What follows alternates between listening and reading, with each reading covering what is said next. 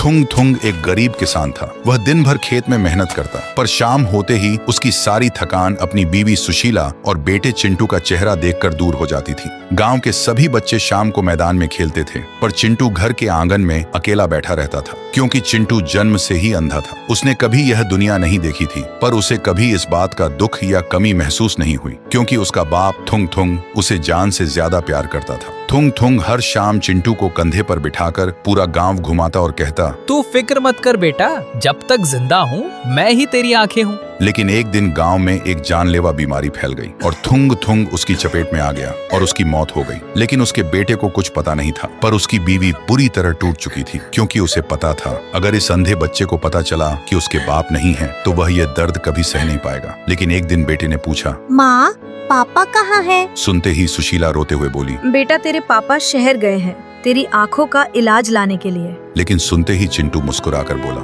माँ आप झूठ क्यों बोल रही हो?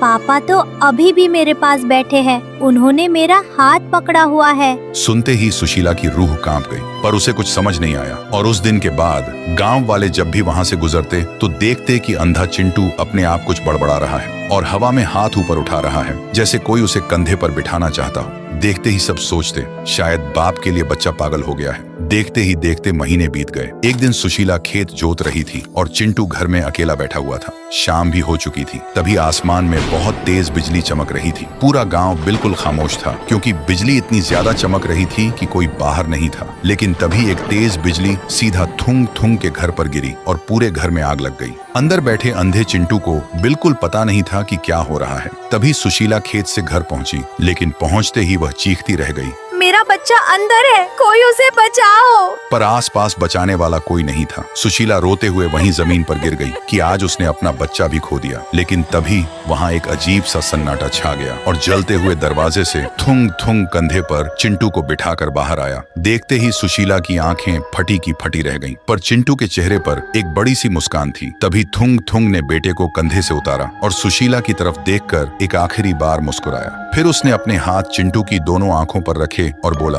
मैंने कहा था ना बेटा, जब तक जिंदा हूँ मैं तेरी आंखें हूँ, और आज अपनी आंखें तुझे देकर जा रहा हूँ। इतना कहते ही थुंग थुंग की रूह धीरे धीरे हवा में बिखरकर हमेशा के लिए गायब हो गई। सुशीला सदमे में थी, लेकिन तभी चिंटू ने अपनी आंखें खोली और इस दुनिया में पहली बार अपनी माँ का चेहरा देखा। देखते ही उसकी आंखों से आंसू बहने लगे। फिर वह मासूमियत से बोला, माँ आपने बोला था ना पापा मेरी आँखों का इलाज लेने गए हैं, देखो वो इलाज ले आए। तो दोस्तों, एक पिता अपनी सांसें हार सकता है, पर अपने बच्चे से किया वादा नहीं। इस सच्चे प्यार के लिए एक लाइक तो बनता है।